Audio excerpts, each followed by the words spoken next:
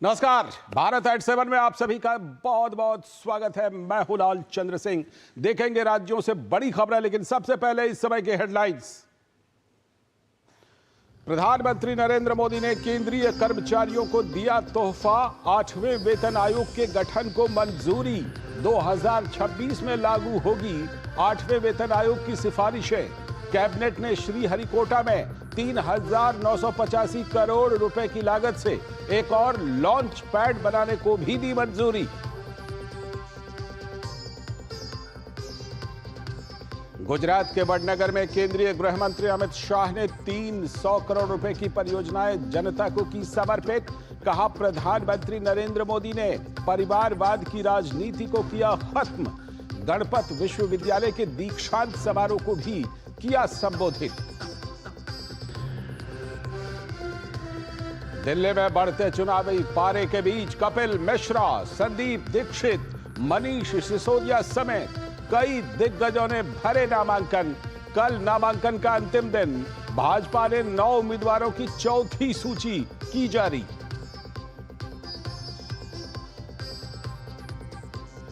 इसरो के SpaceX mission के 2 उपग्रहों की सफल डॉकिंग।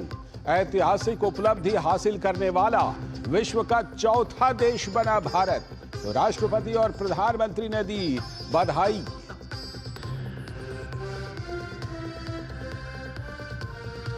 और सिंगापुर के राष्ट्रपति थर्मन षणमुगरत्नम का राष्ट्रपति भवन में किया गया औपचारिक स्वागत। राजघाट जाकर किया राष्ट्रपिता महात्मा गांधी को नमन। शाम को राष्ट्रपति द्रौपदी मुर्मू और प्रधानमंत्री मोदी से करेंगे मुलाकात।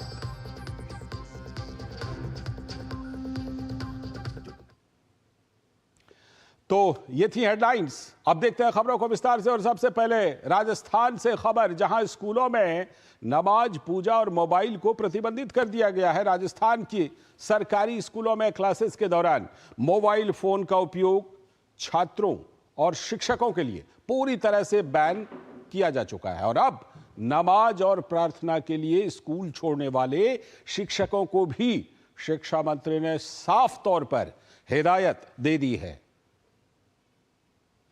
राजस्थान के स्कूलों में नमाज, पूजा पाठ और मोबाइल सब बैन। नमाज या पूजा के नाम पर नहीं छोड़ सकते हैं शिक्षक स्कूल।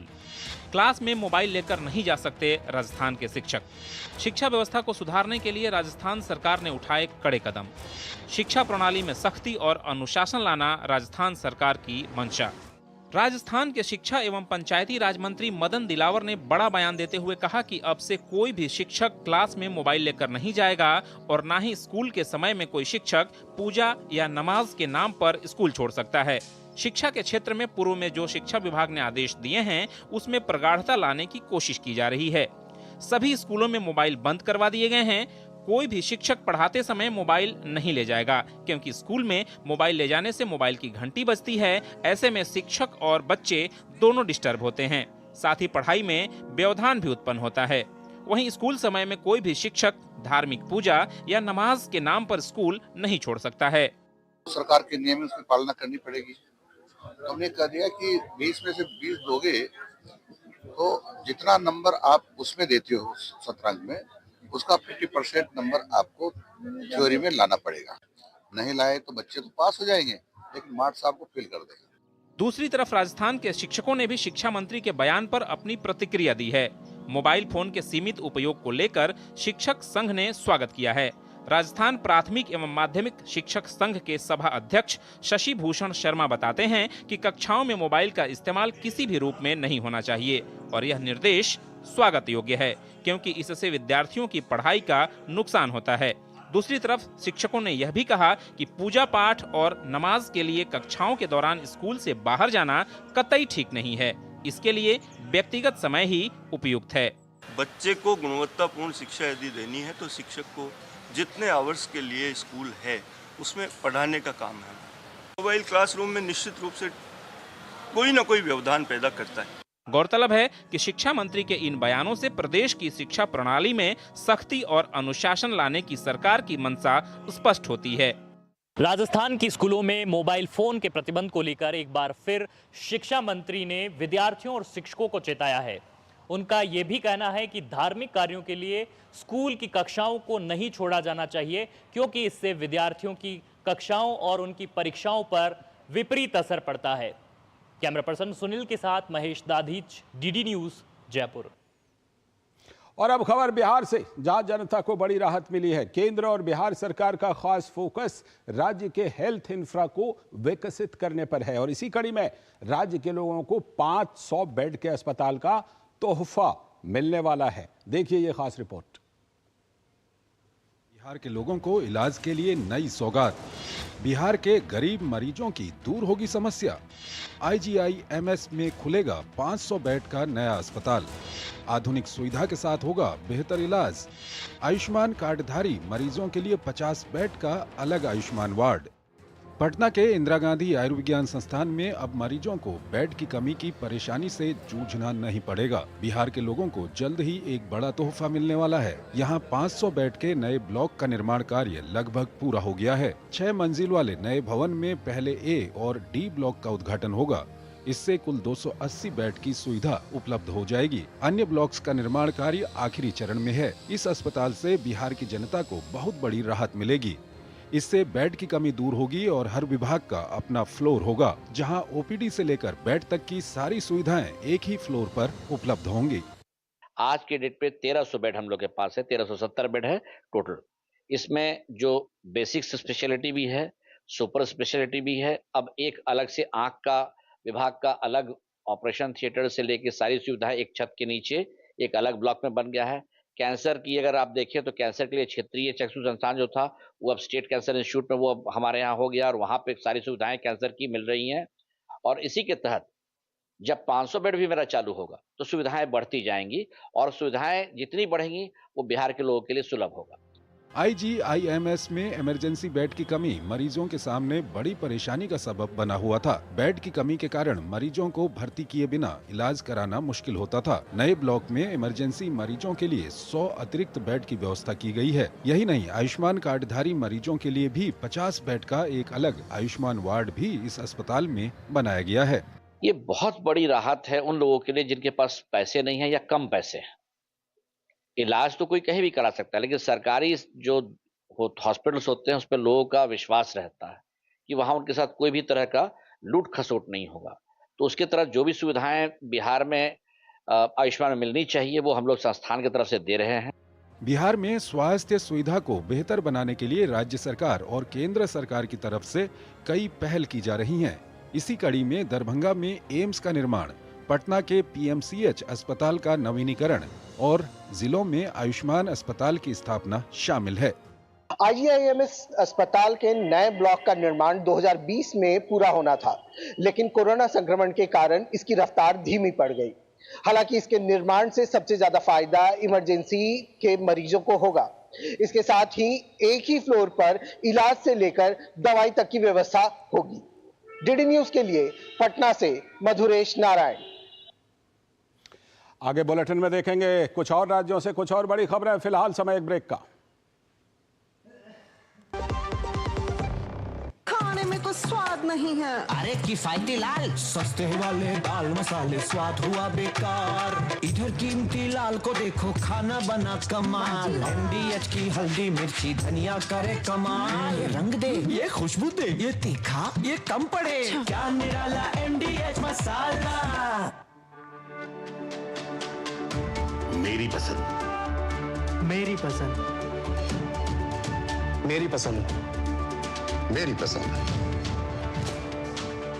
हमारी पसंद, हम सबकी पसंद। मजबूत देश का मजबूत सरिया हो गया स्टील।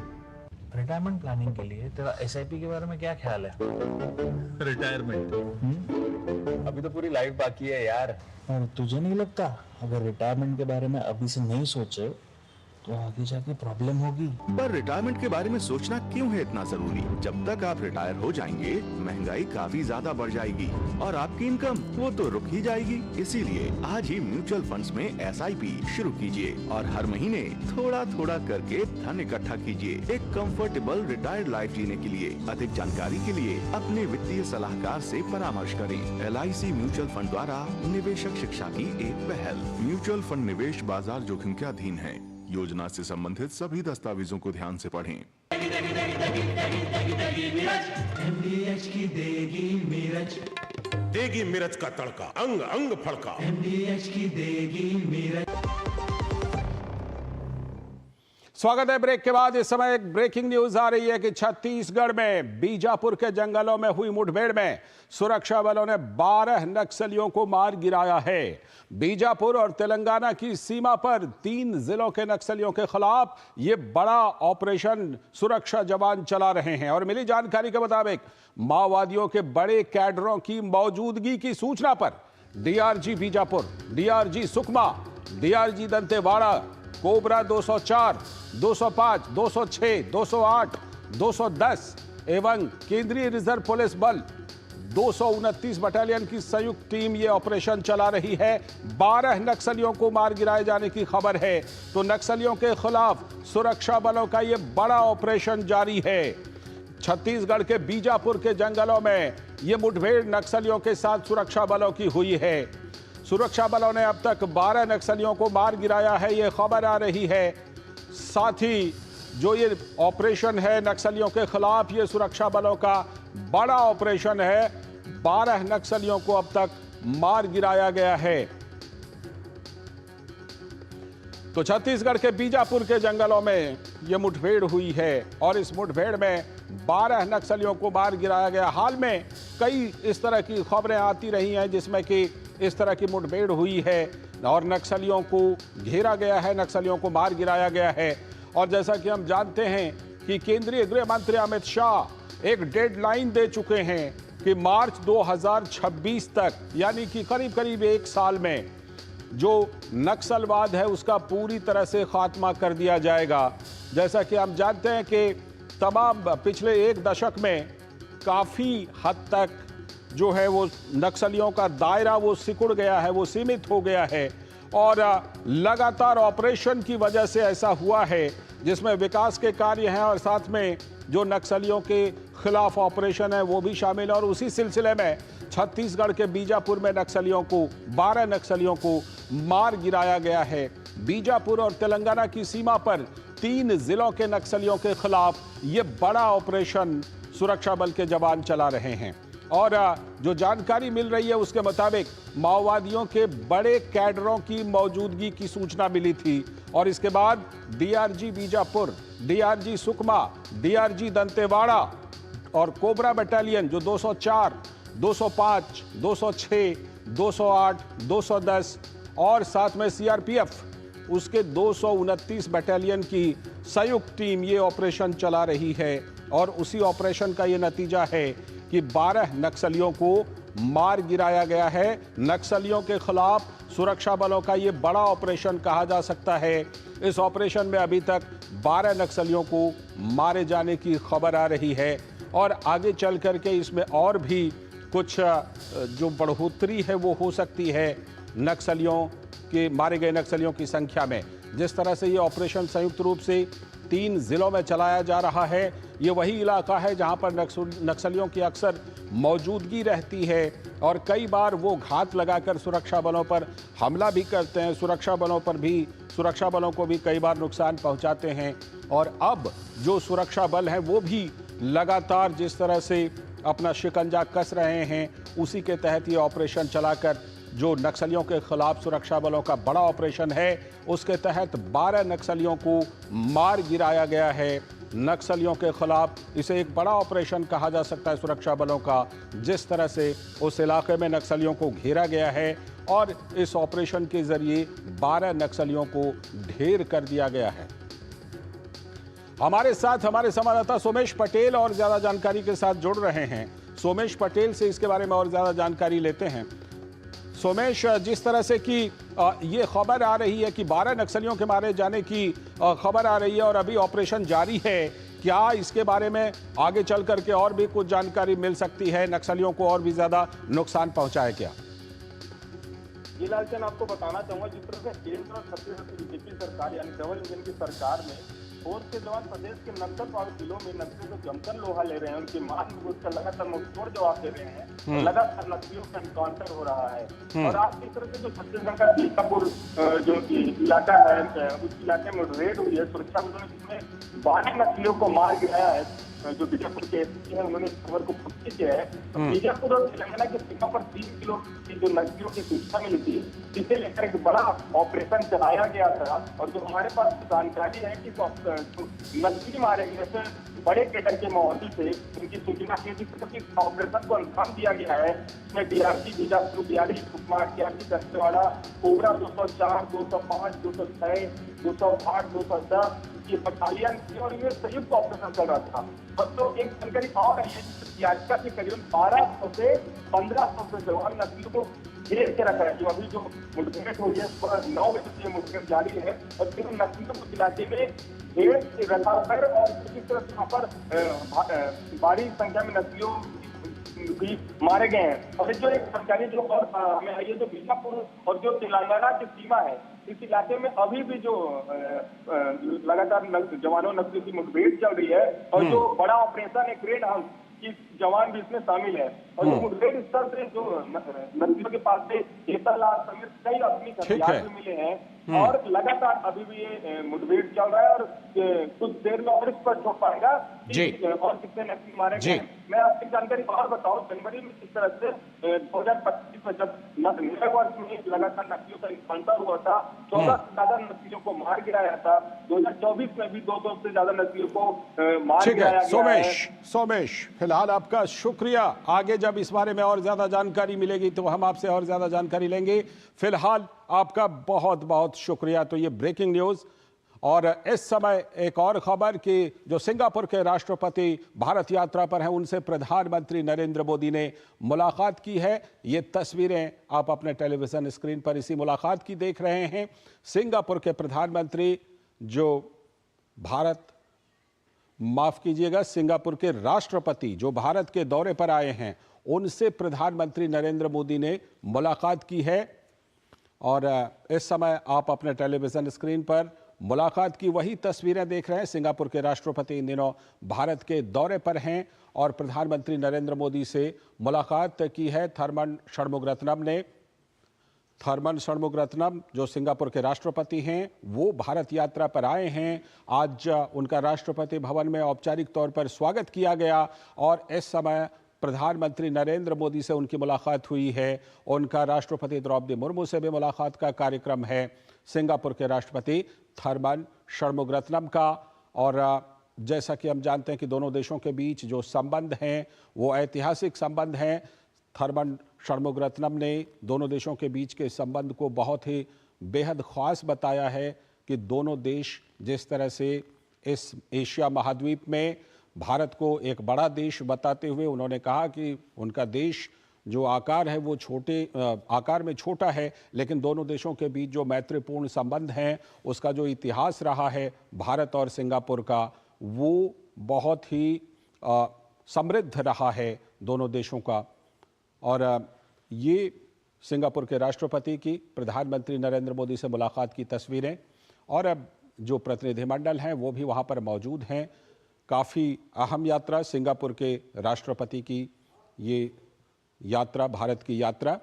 और जैसा कि हम जानते हैं कि सिंगापुर जो है वो कई मामलों में, औद्योगिक विकास के मामले में, तकनीक के मामले में एक समृद्ध देश है।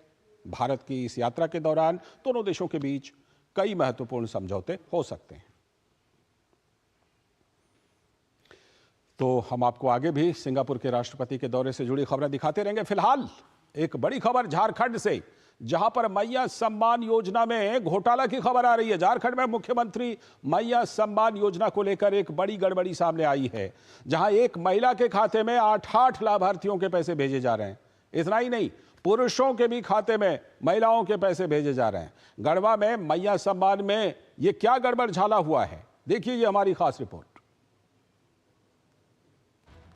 झारखंड मैया सम्मान योजना में बड़ा झोल। एक महिला के खाते में जा रहे हैं 8 लाभार्थियों के पैसे, पुरुषों के खाते में जा रहे हैं महिलाओं के पैसे। मैया सम्मान योजना को लेकर हो रही कमीशनबाजी। महिलाओं ने बीडीओ के कक्ष में जमकर किया बवाल। गढ़वा प्रखंड में गड़बड़ी की जताई जा रही है आशंका।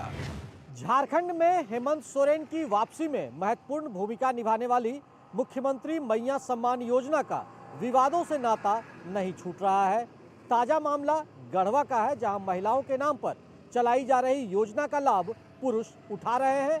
इतना ही नहीं, एक एक खाते में 8-8 लाभुकों की राशि भेजी जा रही है। बहुप्रचारित मैया सम्मान योजना के क्रियान्वयन में गढ़वा जिले के खरौंदी प्रखंड में घोर अनियमितता का मामला सामने आया है। कंप्यूटर ऑपरेटर द्वारा कथित तौर पर एक बैंक खाता में 8-8 लाभुकों की राशि भेजी जा रही है। इतना ही नहीं, पुरुष के खाते में भी मैया सम्मान योजना की राशि भेज दी गई। इस मामले का भंडाफोड़ तब हुआ जब कुछ महिला लाभार्थियों के खाते में राशि नहीं पहुंची। सर, पैसे नहीं आ रहा है, हमको पता नहीं है कि पैसा हमारा ये नहीं रहा। हम चेक भी कराए, ब्लॉक भी गए तो वहाँ बोला कि सब सही है कि अब तुम्हारा पैसा जाएगा। बार बार हम अथी करा रहे हैं, तब पर में भी हमारा पैसा नहीं आ रहा है। फर्स्ट बार ऑनलाइन हो रहा था ना, तो हम लोग नहीं करवाए थे। फिर लास्ट में होने लगा, तब फिर गए तो सब बोल रहे हैं कि ऑलरेडी पहले से ही है, ये मतलब आधार नंबर से किया हुआ और अकाउंट नंबर किसी और का।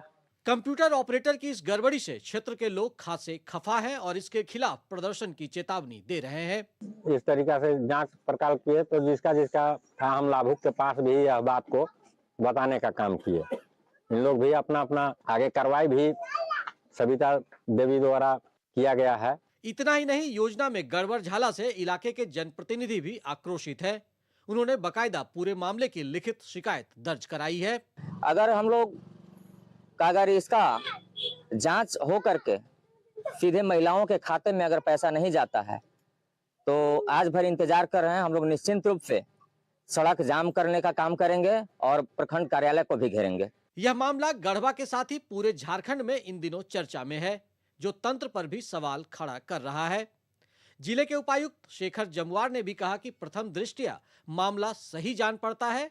जांच के बाद सच्चाई सामने आने पर दोषी के खिलाफ कार्रवाई की जाएगी। किसी वीएलई के द्वारा कुछ गलत काम किए गए हैं, गलत ढंग से राशि अपने वाइफ के अकाउंट में डाले गए हैं, तो प्रथम दृष्टया तो लग रहा है कि मामला सही है। पूरी जांच मैं ले रहा हूं और जैसे ही आता है उस पर त्वरित कार्रवाई की जाएगी उस वीएलई के खिलाफ, अगर ये बात सही पाई गई तो। राज्य में जन कल्याण को लेकर दावों और हकीकत का यह कच्चा चिट्ठा तंत्र को निश्चित रूप से सवालों के घेरे में खड़ा करता है, जिसका खामियाजा जरूरतमंदों को भुगतना पड़ता है। मैया सम्मान योजना राज्य में लगातार विवादों में रही है। योजना को चलाने में जहां राज्य सरकार के पसीने छूट रहे हैं, वहीं प्रमुख विपक्षी दल भी इस योजना के नाम पर अन्य योजनाओं की तिलांजलि देने का आरोप लगा रही है। ऐसे में गढ़वा में योजना के क्रियान्वयन में गड़बड़ी सरकार की और किरकिरी करवा रहा है। डीडी न्यूज के लिए विजेंद्र और विकास के साथ मैं दिवाकर कुमार। ये वही योजना है जिसके बारे में कहा जाता है कि हेमंत सोरेन को दोबारा सत्ता में वापस लाने के लिए ये गेम चेंजर साबित हुई थी। आज के भारत एट 7 में इतना ही। नमस्कार।